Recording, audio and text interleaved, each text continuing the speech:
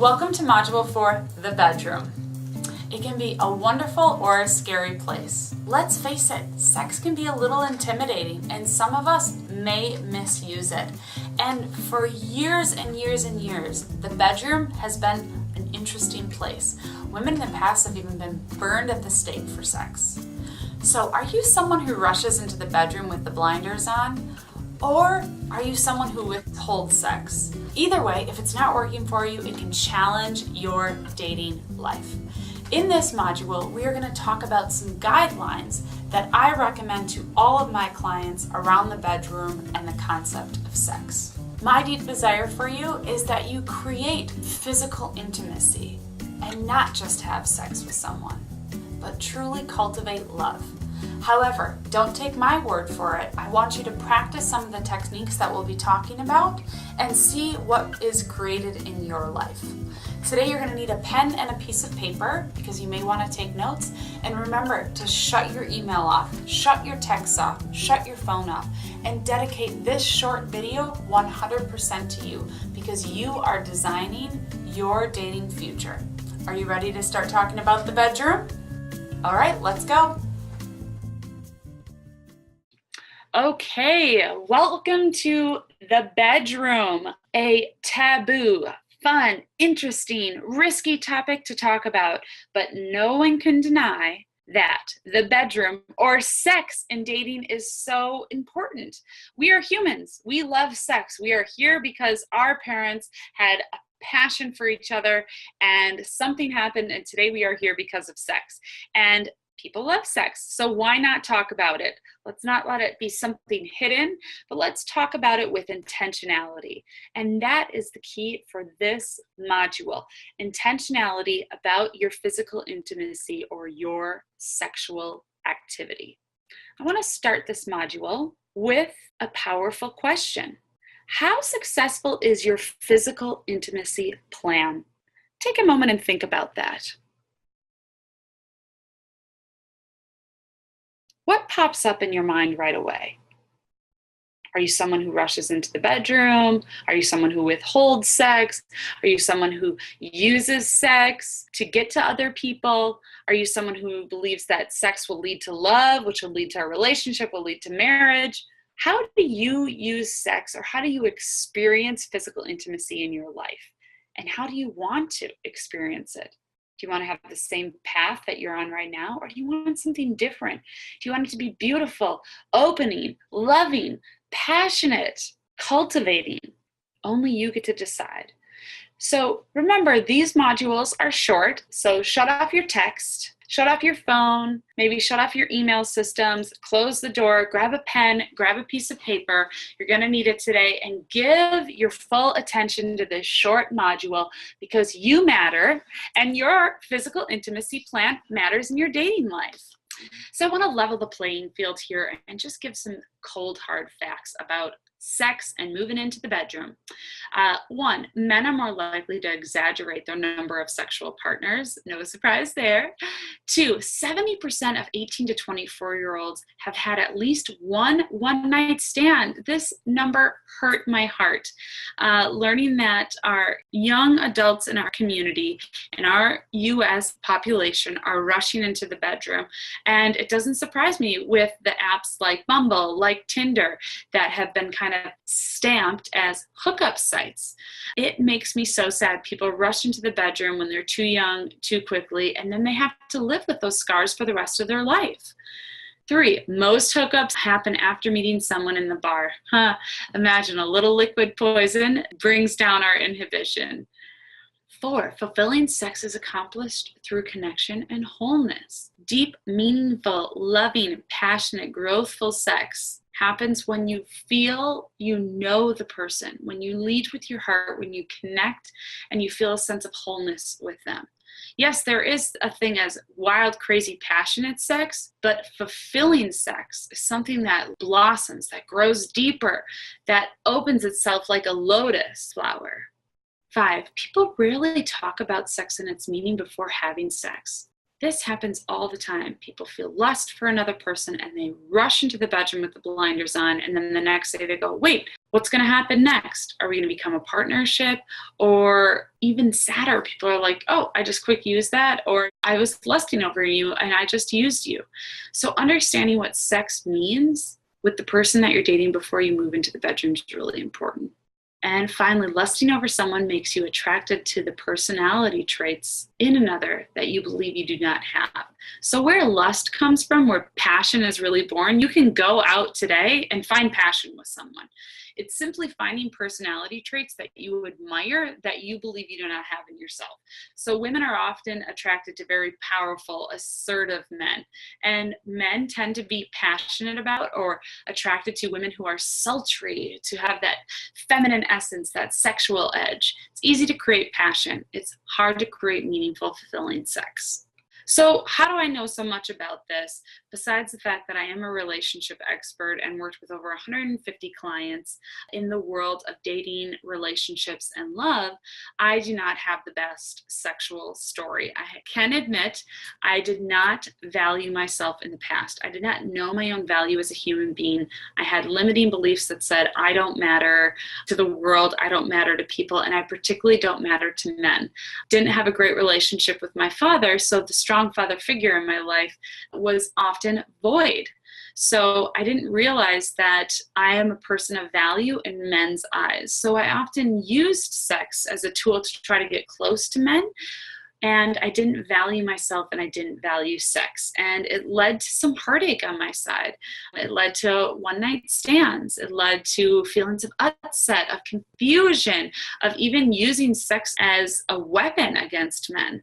And I have some painful scars that I've had to go in and heal for myself in my past. And I see women do this all the time, and I see men do this all the time. I see women use sex as a weapon by withholding in their relationships that they're dating, or I see women not valuing themselves and sleeping with men too quickly. And I also see men doing the same thing. So in my mid-20s, I had a powerful realization that I am a woman of value. I'm beautiful. I honor myself.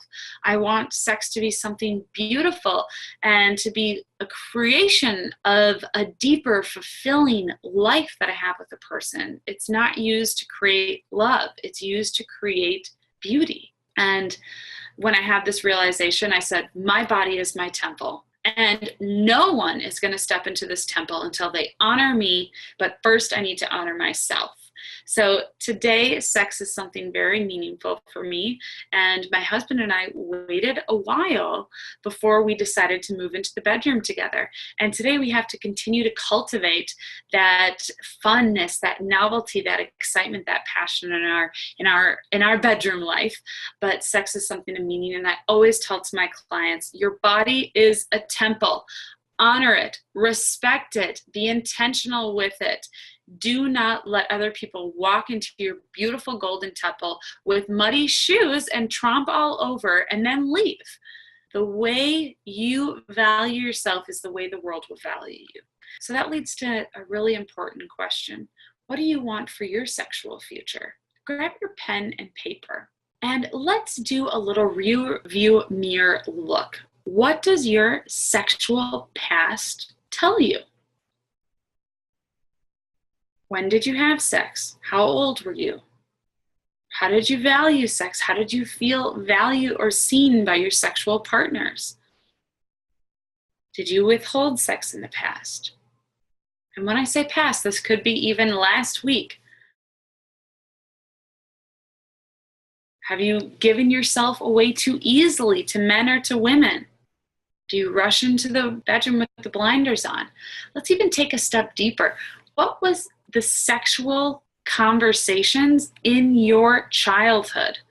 Did your parents talk to you about sex? Did you only learn about sex through sex ed or through watching your parents' porn? What did sex mean to you as a child? If I think of one of my clients who was raised in a very strict Catholic family, for years she felt a terrible sense of guilt every time she had sex because she was told it was only for reproductive services and it should be behind closed doors and that it shouldn't be something enjoyable. This woman and I had to work many, many sessions to help her cultivate a beautiful sexual future and idea of today, that she wants it to be about love, about blossoming, about passion, about fun. Also, I've worked with a man who saw women only as sexual objects. He would throw on his porn and he would want a woman to meet all of his sexual desires, and he didn't even understand where a lot of his sexual desires were coming from. So he dug into the past and found out that when he was young, he caught his brother masturbating to a porn movie, and that it scared him and he didn't know what it meant. So we had to unclog some of his past to create a new sexual future. So I'm going to give you a moment to write down with your pen on your pad of paper, what was your sexual past like? Where did it come from? Take your time. Was it something beautiful? Did your parents sit down and talk to you? Did they allow you to be curious? Was sex something that was not okay, that had to be hidden? Have you had one-night stands? Have you gone home drunk and slept with someone? Have you withheld sex? Is it something that initially in your relationships there was a lot of passion and intimacy, and then it fizzled out and it was almost like, oh, I hate sex? Take another couple seconds, the time that you need. Now, let's do a little change. What do you want your sexual future, your bedroom future to look like? You get to determine that now. You get to decide what sex means to you today, here in this moment. Only you can decide what it means to you. Do you want it to be a place of love, a place of birth, a place of beauty, a place of fun, a place of friskiness? What do you want sex to mean? Do you want it to be meaningful? It can mean many things, but what do you want it to mean to you? Write that down. I'm going to show some images here. Is it about reproduction and building a family? Is it about romance? Is it about lust and passion? Like, what do you want sex to be? What do you want physical intimacy to mean to you?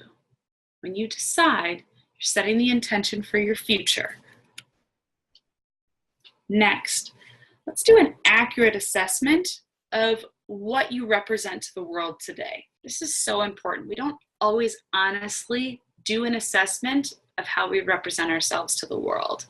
So I jumped on a couple of Facebook social media sites. I looked at some online profiles, and I was pretty surprised at what I found. I found a lot of people representing themselves as very sexual beings, as promiscuous beings. Do you represent yourself on your profile or to the world? This is more than just your online pictures. With a drink in your hand, wearing no clothes, or low-cut tops, or high-cut shorts, very high heels, and suggestive pictures. How do you represent yourself to the world? This is the value that you represent. Do you represent yourself as someone who cares about themselves, who takes care of themselves, who loves and honors themselves, who sees themselves more than just a sexual being? Or are you someone who represents yourself as sexually frisky? Or are you someone who represents yourself as a man who has his shirt off and shows his six-pack, has a scowl on his face, at the gym all the time? Are you someone who represents yourself as a geek, as a nerd? This is more than just pictures. How do you show up in the world? Do you represent that you love and honor yourself, that you care about yourself, that you add value to the world, that men or women need to honor and respect you? Or do you show up as someone that's shy and timid, that will rush into the bedroom quickly, that's only a sexual being, that you're a piece of ass and nothing else? You get to decide how you want to represent yourself to the world. Write it down now, how you want to represent yourself to the world. And do you honestly align yourself with that? Or what needs to change? So, in our quick video, we've talked about our physical intimacy plan. how we want to review our past to create a different future, and we get to decide what the bedroom means to us and how we represent ourselves to the world. So for our homework this week, yay, we celebrate homework, which you're going to post on our Facebook Love Tools page. I want you to try these 3 tips to see what different can be cultivated, because if what you're doing now is not working for you, a change has to happen. So 1, before your next date, decide what you want in the relationship. On that date, what do you want? 2, ask your close friends or confidants if you move to the bedroom too quickly or use sex as a weapon. Ask for very honest answers. And also think about your sexual past. 3, if you desire to move into the bedroom with someone, have the conversation with them about sex. This can be scary, but it's absolutely essential. Understanding what it is that you want and knowing what that other person wants can prevent a lot of hurt feelings and confusion. So again, I so look forward to seeing your assignment or homework posted on the Facebook Love Tools page. I'll make sure I answer and support you in your homework, and get out in the world and try these tips around the bedroom and create a great and radiant dating relationship for yourself. Looking forward to seeing you in the next module.